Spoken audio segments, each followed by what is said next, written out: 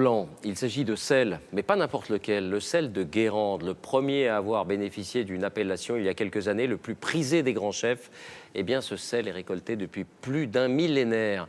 Les salines de Guérande ont été ciselées au Xe siècle.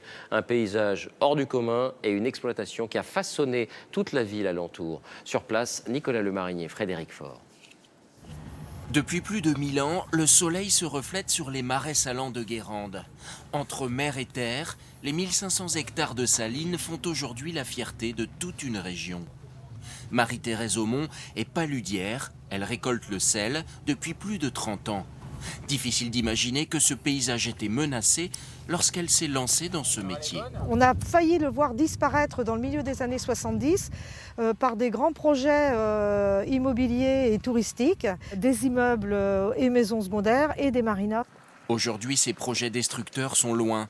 Cet été, les paludis ont récolté plus de 10 000 tonnes de sel avec des techniques qui n'ont pas changé depuis le 8e siècle.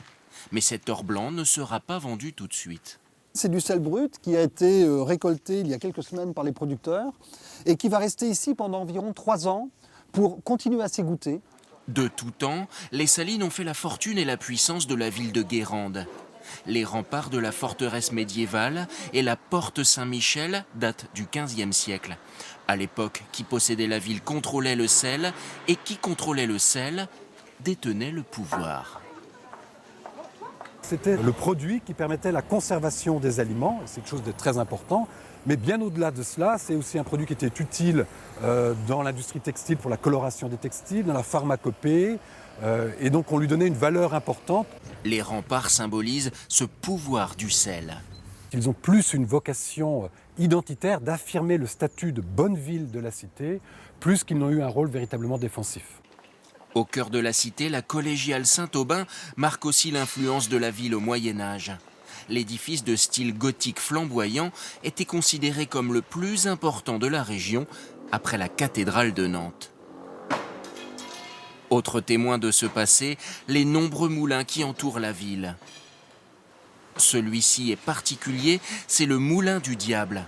Une légende raconte qu'un meunier sans le sou l'a fait construire par le diable en échange de son âme. La suite ? Le meunier, pris de remords, malgré tout, a usé d'un stratagème, à savoir qu'il a posé sur la dernière pierre du moulin une Sainte Vierge. La Vierge a fait fuir le diable, le meunier a sauvé son âme. L'anecdote se raconte depuis le XVe siècle de génération en génération. C'est dire si les Guérandais sont attachés à leur tradition et à leur terroir.